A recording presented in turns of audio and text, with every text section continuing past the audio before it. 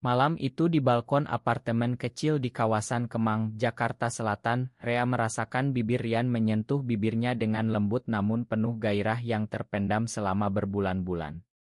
Tiba-tiba suara langkah berat terdengar dari balik pintu kaca, dan Komandan Budi berdiri di sana dengan mata melebar penuh kejutan, tangannya masih memegang gagang pintu yang baru saja terbuka.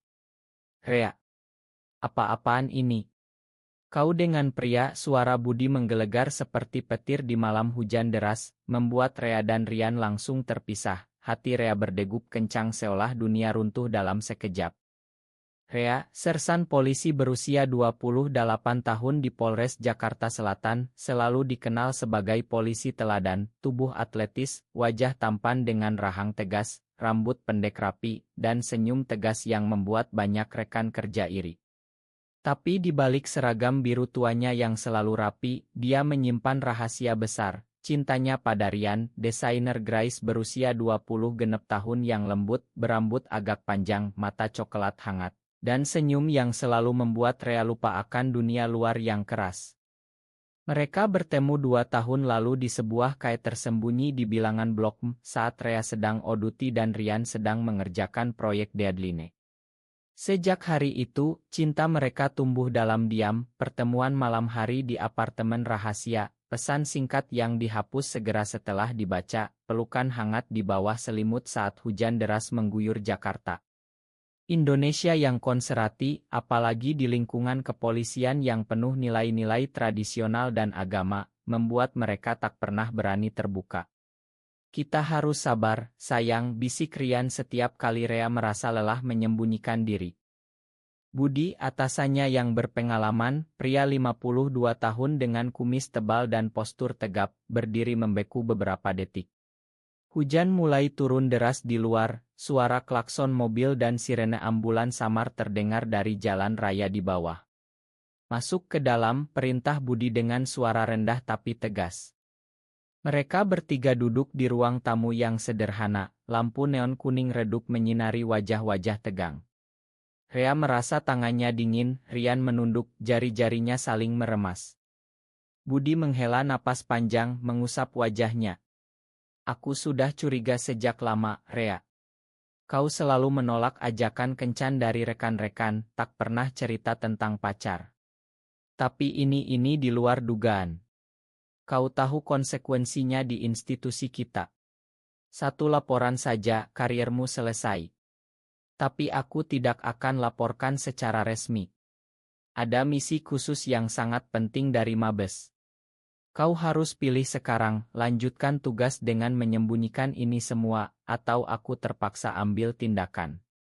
Misi ini mengharuskan kau berpura-pura sebagai pria heteroseksual sepenuhnya.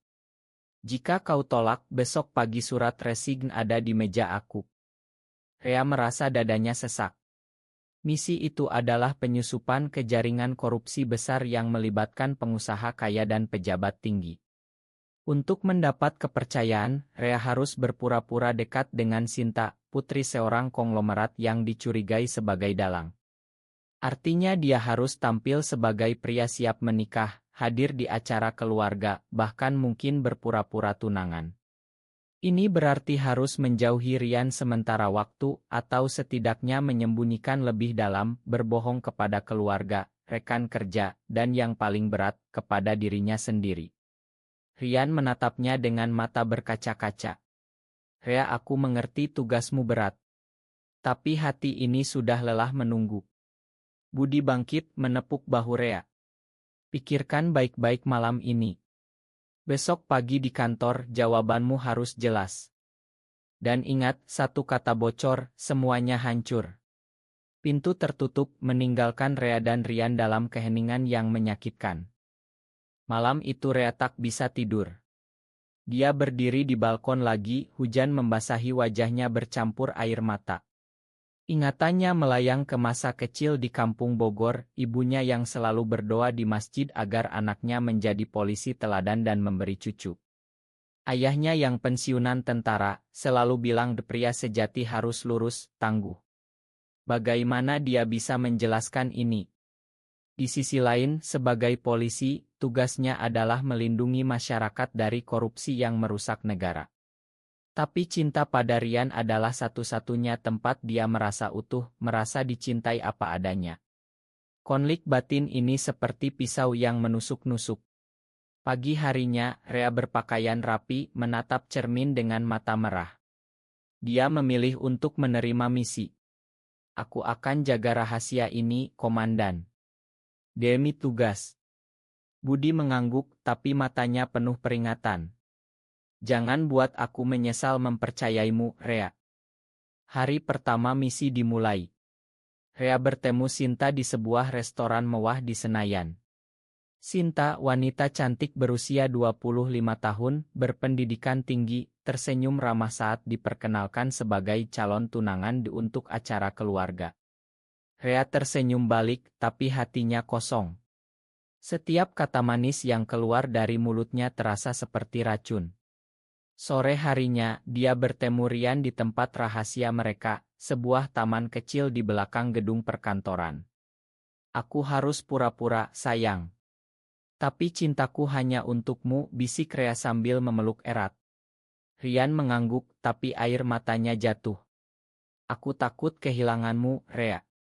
Jakarta ini besar, tapi rahasia kita terlalu rapuh. Malam itu, Rea pulang ke apartemen sendirian, doa maghrib di masjid dekat rumah terasa berbeda. Dia memohon kekuatan, tapi hatinya semakin terbelah. Tekanan mulai terasa, rekan kerja mulai bercanda Rea sudah dapat jodoh nih, kapan resepsi? Keluarga di Bogor menelepon, ibunya bersemangat, akhirnya nak, ibu sudah siapkan baju adat. Rea hanya bisa tersenyum lemah di telepon. Ile 2. Rea melangkah masuk ke rumah mewah Sinta di kawasan Pondok Indah, tangannya berkeringat dingin di balik jas ormal yang dipakainya. Acara makan malam keluarga besar itu adalah ujian pertama misinya. Sinta memegang lengannya dengan lembut, berbisik santai saja, Mas Rea. Ayah suka orang tegas seperti kamu. Rea tersenyum, tapi dalam hati dia merasa seperti aktor di panggung yang salah peran. Meja makan panjang penuh hidangan mewah, Bapak Sinta, seorang pengusaha sukses dengan suara berat, bertanya tentang pekerjaan Rea di kepolisian. Kamu harus lindungi keluarga kami, nak. Korupsi di mana-mana sekarang. Rea mengangguk, menceritakan kasus-kasus kecil yang dia tangani, tapi pikirannya melayang ke Rian yang sendirian di apartemennya, mungkin sedang menggambar sambil mendengarkan lagu pilu. Setelah acara, Rea buru-buru menelepon Rian dari mobil dinas. Aku sudah selesai. Aku kangen kamu. Suara Rian terdengar lelah, aku juga, tapi aku takut. Kalau sampai ketahuan, bagaimana? Mereka bertemu malam itu di sebuah warung tenda pinggir jalan di Tebet, duduk di pojok gelap, tangan saling bergenggam di bawah meja. Rian bercerita tentang proyek desainnya yang macet karena pikirannya terus ke Rea. Aku ingin kita terbuka suatu hari, Rea. Aku capek sembunyi. Rea memeluknya erat di mobil, hujan deras mengguyur kaca, membuat dunia luar terasa jauh. Tapi besok pagi, tugas kembali menanti, briefing dengan Budi tentang bukti-bukti awal jaringan korupsi. Di kantor, rekan kerja Andi, teman dekat Rea, menepuk bahunya, bro, dengar kau dekat sama anak konglomerat. Mantap. Kapan traktir? Rea tertawa kaku, hatinya sakit. Andi adalah rekan yang baik, tapi komentarnya tentang pria harus punya istri selalu membuat Rea merasa asing. Siang hari, Rea mengunjungi masjid di dekat Mabes Polri, duduk di sajadah, memohon petunjuk. Ya Allah, berikan aku kekuatan. Aku tak ingin menyakiti siapapun. Tapi konflik batin semakin dalam, dia merasa bersalah pada Rian, pada keluarganya yang bahagia mendengar kabar tunangan, pada tugasnya yang mulia. Malam berikutnya, Rian datang ke apartemen Rea diam-diam, mereka menghabiskan waktu dengan pelukan panjang, cerita kecil tentang hari masing-masing. Kamu kuat, Rea. Aku bangga sama kamu, kata Rian sambil mengusap rambut Rea. Tapi saat Rian pergi, Rea melihat pesan dari Sinta, besok ada acara keluarga di Bogor, ayah minta kamu ikut. Tekanan bertambah. Di Bogor, Ibu Rea sudah menyiapkan makanan spesial. Ayahnya tersenyum bangga, akhirnya anak polisi punya calon istri yang baik. Rea merasa seperti penipu terbesar. Malam itu di kamar lamanya, dia menangis pelan, memeluk bantal yang dulu sering dibawa Rian saat berkunjung diam-diam. Minggu-minggu berlalu, Rea semakin tenggelam dalam peran palsunya. Acara demi acara dengan Sinta membuatnya terbiasa berbohong, tapi setiap malam dia merasa semakin hancur. Rian mulai jarang menghubungi, pesannya semakin pendek. "Aku takut mengganggu misimu," tulis Rian suatu malam. Rea merasa kehilangan tapi tak bisa berbuat banyak. Di kantor, Budi memanggilnya secara pribadi. "Kamu lakukan dengan baik, Rea. Tapi jangan sampai emosi pribadi mengganggu. Ingat, misi ini untuk negara." Rea mengangguk, tapi dalam hati bertanya-tanya apakah negara layak mengorbankan kebahagiaannya. Suatu sore, di tengah kemacetan Jakarta yang padat, Rea menerima telepon dari ibunya. "Nak, kapan kalian tunangan resmi?" Ibu sudah cerita ke tangga semua. Tekanan dari keluarga membuatnya sesak napas. Dia berhenti di pinggir jalan, menatap gedung-gedung tinggi yang menjulang, merasa kecil dan sendirian. Malam itu dia bertemu Rian di taman rahasia mereka. Pelukan mereka lebih erat dari biasanya, air mata Rian jatuh di bahu Rea. "Aku cinta kamu, Rea. Tapi aku tak tahu berapa lama aku bisa tahan seperti ini." Rea berjanji aku akan cari jalan keluar setelah misi selesai. "Percaya padaku." Tapi dalam hati dia tahu janji itu rapuh. Di misi, Rea mulai mengumpulkan bukti penting, pertemuan rahasia pengusaha dengan pejabat. Sinta semakin dekat, bahkan mulai bicara tentang masa depan. Rea merasa bersalah besar, tapi tak bisa mundur. Rekan kerjanya mulai curiga dengan sikapnya yang sering melamun. "Rea, kamu baik-baik saja? Kayak ada beban berat?" tanya Andi suatu hari. Rea hanya geleng kepala. Konflik identitasnya semakin kuat di masyarakat Muslim Indonesia. Dia sering mendengar khotbah tentang laki-laki sejati, membuatnya bertanya apakah dia salah. Tapi saat memandang foto Rian di ponselnya yang disembunyikan, dia tahu cintanya tulus. Ketegangan mencapai puncak saat Rian hampir ketahuan. Suatu malam, Rian datang ke apartemen Rea tanpa pemberitahuan, tepat saat Sinta menelepon video call untuk membahas acara keluarga. Rea panik, menyembunyikan Rian di kamar mandi. Setelah call selesai, mereka bertengkar pelan. "Kamu benar-benar berubah, Rea. Aku merasa seperti bayangan saja," kata Rian dengan suara bergetar. Rea memeluknya. "Makan aku. Ini sementara." Tapi Rian pergi dengan hati hancur. Rea mulai mengalami mimpi buruk, ditangkap, keluarga kecewa, Rian meninggalkannya. Di kantor, Budi memuji kemajuannya, tapi memperingatkan jangan ada celah, Rea. Karier dan nyawa banyak orang di tanganmu. Rea merasa seperti hidup dua kehidupan. Kunjungan ke Bogor semakin sering, ibunya sudah merencanakan pernikahan. Tekanan sosial dan keluarga membuatnya hampir patah. Dalam doa subuhnya, dia memohon kejelasan. Suatu hari, selama investigasi, Rea menemukan bukti bahwa jaringan korupsi lebih besar dari dugaan, melibatkan ancaman terhadap keluarga korban. Ini membuatnya semakin yakin misi harus berhasil. Tapi hati kecilnya berteriak untuk Rian. Misunderstanding semakin dalam saat Rian melihat foto Rea dengan Sinta di media sosial keluarga Sinta. "Kamu bahagia ya dengan dia?" tanya Rian lewat pesan penuh sakit hati. Rea tak bisa jelaskan semuanya. Puncak krisis datang saat operasi penangkapan mendekat. Rea mendapat informasi penting dari Sinta tanpa sadar, tapi saat itu Rian mengirim pesan darurat, dia mendapat ancaman anonim yang sepertinya terkait misi Rea. Rea panik, harus memilih, lanjutkan misi dengan menjaga Chor atau selamatkan Rian dengan membongkar rahasia.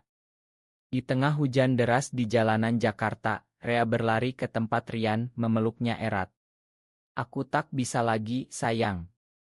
Aku pilih kamu." Tapi Budi menelepon, Rea, jangan gegabah. Tugasmu di ujung. Konfrontasi dengan atasannya terjadi malam itu.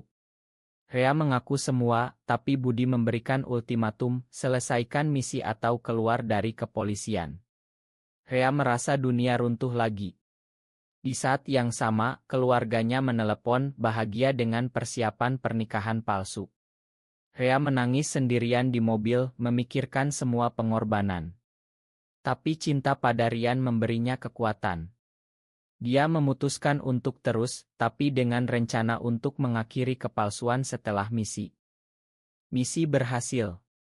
Jaringan korupsi ditangkap, Rea dipuji di kantor. Tapi malam kemenangan itu, dia pergi ke apartemen Rian, berlutut, aku pilih kamu.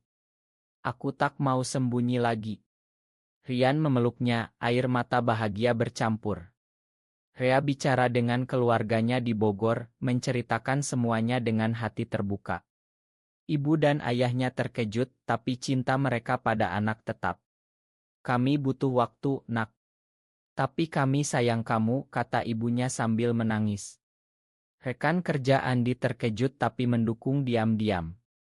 Rea memilih untuk tetap di kepolisian tapi dengan lebih autentik, membantu kasus-kasus sensitif dengan empati baru. Dia dan Rian mulai membangun hidup bersama dengan lebih terbuka, meski pelan-pelan. Perjalanan emosional ini mengajarkan Rea bahwa kekuatan sejati adalah menerima diri dan mencintai tanpa takut. Jakarta tetap sibuk, tapi hatinya kini lebih tenang. Apakah benar seorang polisi harus selalu mengorbankan cinta pribadinya demi tugas dan masyarakat, atau justru kebahagiaan pribadi adalah bagian dari kekuatan untuk melayani lebih baik? Benar atau salah?